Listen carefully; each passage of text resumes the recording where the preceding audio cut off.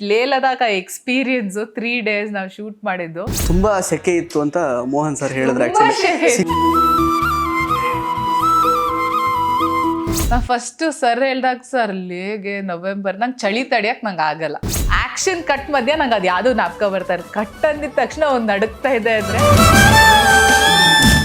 ನನ್ನ ಹೆಂಗಂದ್ರೆ ನನ್ನ ಗೌನ್ ಫುಲ್ಲು ಕಟ್ಸಿದೆ. ಎಲ್ಲ ಕಡೆ ಈ ಕಡೆ ಕಟ್ಟಿ, ಈ ಕಡೆ ಗಾಳಿ ಬೀಸಿದ್ರೆ ಈ ಕಡೆ ಚಳಿ ಆಗೋದು, ಆ ಕಡೆ ಆ ಥರ. ಸೊ ನನಗೆ ಇವಾಗ ಅದೆಲ್ಲ ಯೋಚನೆ, ಹೆಂಗೆ ಓಡಿದೆ, ಏನು ಮಾಡಿದೆ. ಈಗ ಕವಿತೆ ಹಾಡು ಅಂದ್ರೆ ತುಂಬಾ ಸೆಕೆ ಇತ್ತು ಅಂತ ಮೋಹನ್ ಸರ್ ಹೇಳಿದ್ರು. ಆಕ್ಚುಲಿ ಸಿಕ್ಕಾಬಟ್ಟೆ ಸೆಕೆ ಇತ್ತು, ಬೆವ್ದ್ಕೊಂಡೆ ಪಾಪ ಕಷ್ಟಪಟ್ಕೊಂಡು ಮಾಡಿದ್ರು ಯುವ ಅವರು ಮತ್ತೆ ಸಪ್ತಮಿ ಅವರು. ಸೆಕೆ ಆಗ್ತಾ ಇತ್ತು, ಅದಕ್ಕೆ ಸ್ವಲ್ಪ ಕಡಿಮೆ ಬಟ್ಟೆ ಅಂದ್ರೆ ಸ್ವಲ್ಪ ಲೈಟ್ ವೆಯ್ಟ್ ಇರೋ ಬಟ್ಟೆಗಳೆಲ್ಲ ಕೊಟ್ಟಿದ್ವಿ ಅಂತ. ಸೊ ಹೇಗಿತ್ತು ಅನುಭವ ಅಂತ? ಅಂದ್ರೆ ನಾವು ನವೆಂಬರ್ ಅಲ್ಲಿ ಹೋಗಿದ್ದು ಲೇ ಲದಾಖ್ಗೆ. ಫಸ್ಟ್ಲಿ ಹೈಯೆಸ್ಟ್ ಆಲ್ಟಿಟ್ಯೂಡ್ ಇರೋಂಥ ಜಾಗ ಅದು ಬಿಟ್ಟು ನವೆಂಬರಲ್ಲಿ ಹೋದ್ವಿ. ಹೆಂಗೆ ಅಂದರೆ ನವೆಂಬರಲ್ಲಿ ಆ ಹೋಟೆಲೇ ಓಪನ್ ಇರಲ್ಲ ಅಲ್ಲಿ, ಯಾಕಂದರೆ ಅಷ್ಟು ಚಳಿ ಇರುತ್ತೆ, ಟೂರಿಸ್ಟ್ ಬರಲ್ಲ ಅಂತ.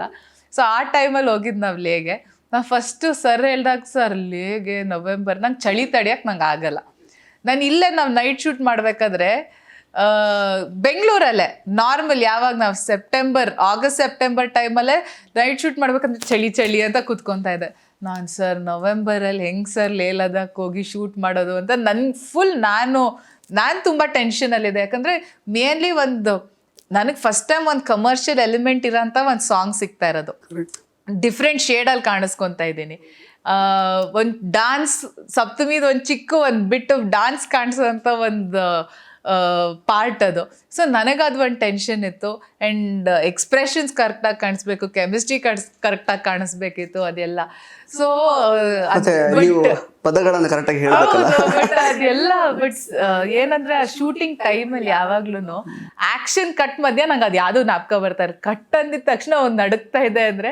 ಆ್ಯಂಡ್ ಎಲ್ಲರೂ ಸುತ್ತಮುತ್ತ ಎಲ್ಲರೂ ಒಂದು 3 ಲೇಯರು, ಎಲ್ಲರೂ ಸ್ಕಲ್ ಕ್ಯಾಪ್ ಹಾಕೊತಾ ಇದ್ರು, ಬಿಸಿ ಎಲ್ಲ ತೊಗೊತಾ ಇದ್ದಾರೆ.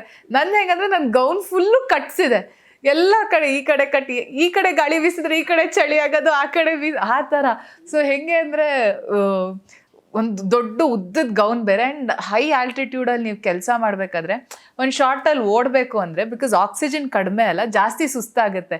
ಒಂದು ಹಿಂಗಿದೆ ಒಂದು ಜಾಗ, ಅದ್ರ ಮೇಲೆ ಓಡಬೇಕಿತ್ತು.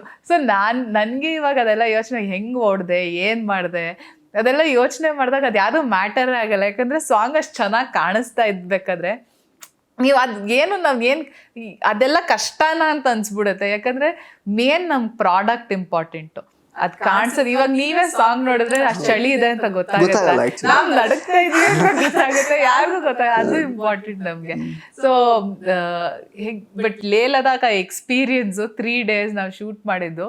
ನಮಗೆ ಆ್ಯಕ್ಟರ್ಸ್ ಆಗಿಬಿಟ್ಟು ಸಂತೋಷ್ ಸರ್ಗೂ ಅಷ್ಟೇ. ಯಾಕಂದರೆ ಬೇಗ ವಿಂಟರ್ ಟೈಮಲ್ಲಿ ಹೋಗಿದ್ದಿದ್ದು ನಾವು, ಲೈಟ್ ಬೇಗ ಹೊಟ್ಟೋಗ್ಬಿಡುತ್ತೆ. ಸೊ ಬೆಳಗ್ಗೆ ರೋಲ್ ಮಾಡೋಕ್ಕೆ ಶುರು ಮಾಡಿದ್ರೆ ಸಾಯಂಕಾಲ ಲೈಟ್ ಹೋಗೋಷ್ಟೊಳಗೆ ಪಟ್ಟಂತ ಮುಗಿಸ್ಬೇಕಿತ್ತು. ಸೊ ಊಟ ಮಾಡಿದ್ವೋ ಇಲ್ವೋ ಅದೆಲ್ಲ ಬಿಟ್ಟು ಕೆಲಸ ಮಾಡಿರೋರು. ಅದಕ್ಕೆ ಮೇನ್ಲಿ ಥ್ಯಾಂಕ್ಸ್ ಹೇಳ್ಬೇಕಿರೋ ಶ್ರೀಶಾ ಮತ್ತು ಅವ್ರ ಇಡೀ ಟೀಮ್ಗೆ.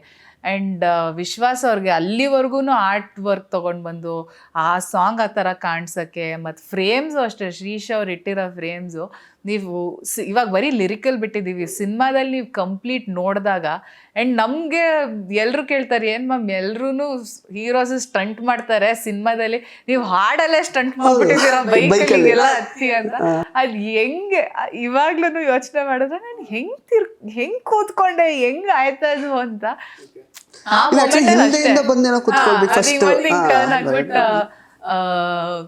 ಅದು ಅಲ್ಲಿ ಮಾಡಬೇಕಿತ್ತು, ಮಾಡಿದ್ವಿ. ಟ್ರಸ್ಟ್ ಅಷ್ಟೇ, ಟೀಮ್ ಮೇಲೆ ಆಗಿರ್ಬೋದು ಅಥವಾ ಯಾಕಂದ್ರೆ ಅವ್ರ ಗಾಡಿ ಓಡಿಸ್ತಾ ಇದ್ದಿದ್ದು. ಸೊ ನಾನು ಅಲ್ಲಾಡಿದ್ರು ಬಿದ್ದಿರ್ತಾ ಇದ್ವಿ, ಅವ್ರು ಮಿಸ್ ಆಗಿದ್ರು ಬಿದ್ದಿರ್ತಾರೆ. ಹೌದು, ನಮ್ಮಿಬ್ರ ಮೇಲೆ ಟ್ರಸ್ಟ್, ಇಬ್ರ ಮೇಲೆ ತಂಡದ ಮೇಲೆ ಟ್ರಸ್ಟ್, ದಟ್ ನಮ್ಗೇನು ಆಗಕ್ಕೆ ಅವ್ರು ಖಂಡಿತ ಬಿಡಲ್ಲ ಅಂತ. ಸೊ ಇಷ್ಟು ಎಲ್ಲ ಸೇರಿ ಇವತ್ತು ಅಷ್ಟು ಚೆನ್ನಾಗಿ ಕಾಣಿಸ್ಬೇಕಾದ್ರೆ ಪ್ರಾಡಕ್ಟು ಸಿನಿಮಾದಲ್ಲಿ ಖುಷಿ ಆಗುತ್ತೆ. ಅದು ಯಾವುದು ಮ್ಯಾಟರೇ ಆಗಲ್ಲ. ಚಳಿಲಿ ನಡಗದ್ವಾ ನಡಗ್ಲಿಲ್ವಾ, ಊಟ ಮಾಡಿದ್ವಾ, ಅದು ಯಾವುದು ಮ್ಯಾಟರೇ ಆಗಲ್ಲ.